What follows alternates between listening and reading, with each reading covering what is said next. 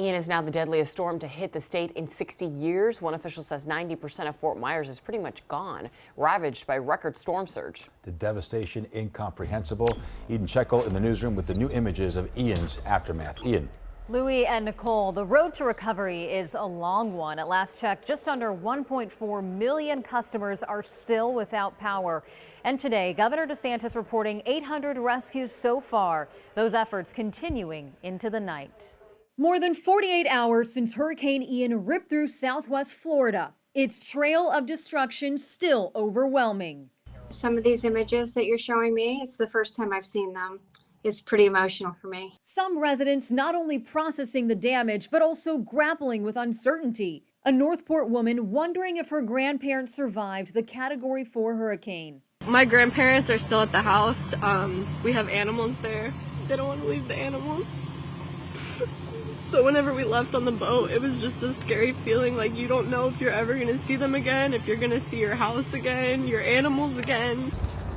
Search and rescue teams are continuing to look for people trapped by severe flooding, going house to house to make sure no one is left behind. Rescue personnel have gone to more than 3,000 homes in the hardest hit areas, going door to door to check on the occupants of those residences. There are over 1,000 dedicated rescue personnel who are going up and down the coastline.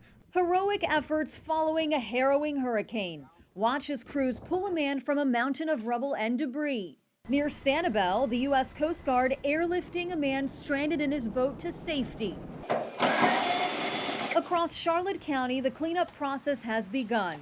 In Punta Gorda, Nikki Allen's house took a hit. The roof ripped off and the front part of her home gone. She says she's been trying to get a hold of FEMA, but the wait time on the phone is 118 minutes. Nobody's come around to say anything. Nobody knows anything.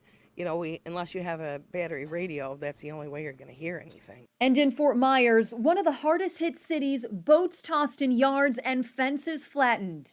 Ian isn't done yet. This afternoon, South Carolina facing its wrath when it made landfall with sustained winds of 85 miles per hour.